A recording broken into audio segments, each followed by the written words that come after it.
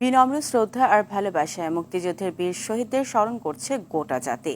BNP, NCP, AB Party, Zaker Party সহ বিভিন্ন রাজনৈতিক দলের পক্ষে শ্রদ্ধা জানানো হয়। বিএনপির স্থায়ী কমিটির সদস্য মির্জা আব্বাস বলেন, দেশের দ্বিতীয় স্বাধীনতা বলে কিছু নেই। আর এনসিপির আহ্বায়ক নাহিদ ইসলাম বলেন, সংস্কার ও বিচার ছাড়া কোনো দলকে ক্ষমতায় বসানোর চেষ্টা করলে জনগণ মেনে নেবে না। শাকিবুর রহমানের রিপোর্টে থাকছে বিস্তারিত। ছবি তুলেছেন মেহেদী হাসান সুজন। রাষ্ট্রপতি ও প্রধান উপদেষ্টার শ্রদ্ধা নিবেদনের পর জাতীয় স্মৃতিসৌধ প্রাঙ্গণ উন্মুক্ত করে দেয়া হয় সর্বস্তরের জনগণের জন্য। সারিবদ্ধভাবে ফুল নিয়ে জড়ো হয় জনতা।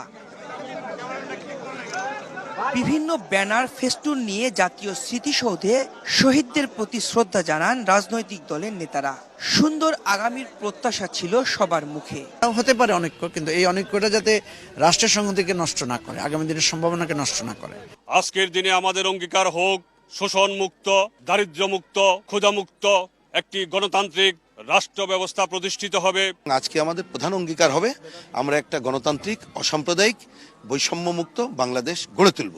শ্রদ্ধা নিবেদন শেষে বিএনপির স্থায়ী কমিটির সদস্য মির্জা আব্বাস বলেন, 24-এর গণ অভ্যুত্থানে যে জাতীয় ঐক্য সৃষ্টি হয়েছিল তাতে কোনো ফাটল ধরেনি।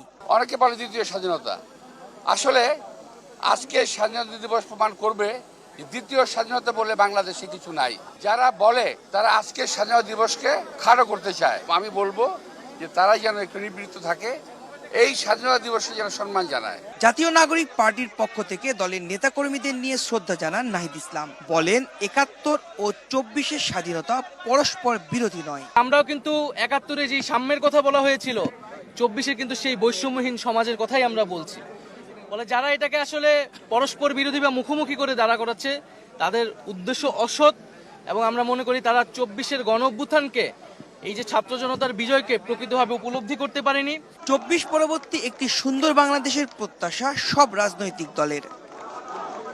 সকল অপশক্তির দরজা বন্ধ করে যারা জীবনের বিনিময়ে খুলে গেছেন আলোর জানালা।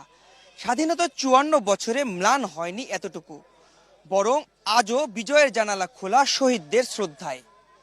শাকিবুর রহমান, জাতীয় স্মৃতিসৌধ, সাভার, ঢাকা।